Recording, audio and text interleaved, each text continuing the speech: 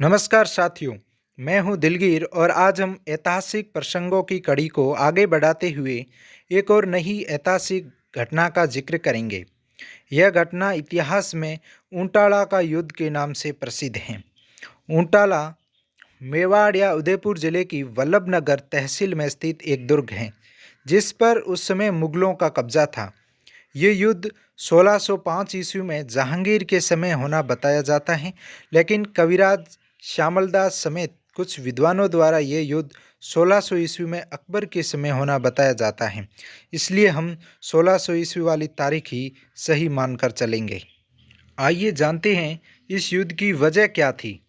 अमर सिंह अकबर को एहसास दिलाना चाहते थे कि मेवाड़ सिर्फ रक्षात्मक तरीके से ही नहीं बल्कि मजबूत किलों को भेदने की क्षमता रखता है।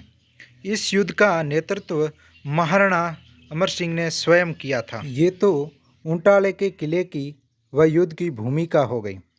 यह युद्ध इतना महत्वपूर्ण नहीं है तो क्या महत्वपूर्ण है? महत्वपूर्ण है इस युद्ध में हरावल के लिए चुंडावतों और शक्तावतों में होने वाली होड़। सबसे पहले ये जानते हैं कि हरावल किसे कहते हैं। मेवाड़ राज्य के द्वारा लड़े जाने वाले युद्ध में सबसे आगे रहने का अधिकार व पहले लड़ने का हक, अर्थात सेना की सबसे आगे वाली पंक्ति में रहने का अधिकार ही हरावल कहलाता था। मेवाड़ की हरावल में रहने का अधिकार राणा लाखा के पुत्र चुंडा के वंशजों अर्थात चुंडावतों को प्राप्त था, इसलिए इसे हरावल की लड़ाई भी कहते हैं। इस युद्ध में जाने से पहले चुंडावतों और महाराणा प्रताप के भाई शक्ति सिंह के वंशज शक्तावतों के मध्य बहस हो गई कि हरावल का नेतृत्व कौन करेगा। मौत को पहले मैं चुनूं, कड अंदर पहले जावत में, हरावल के लिए हुई लड़ाई, चुंडावत और सख्तावत में। चुंडावतों की तरफ से जैत सिंह चुंडावत व शक्तावतों की तरफ से महाराणा प्रताप के भाई शक्ति सिंह के बेटे बलू सिंह शक्तावत महाराणा अमर सिंह के पास पहुँचे। अमर सिंह राणा प्रताप के बेटे थे। अंततः महाराणा ने इस समस्या का हल निकाला। महाराणा ने कहा कि आप दोनों में से जो भी ऊंटाले के किले में सबसे पहले प्रवेश करेगा वही हरावल में रहने का अधिकारी होगा। दुर्ग में प्रवेश करने के लिए बल्लू शक्तावत ने दुर्ग के दरवाजे से प्रवेश करना चाहा।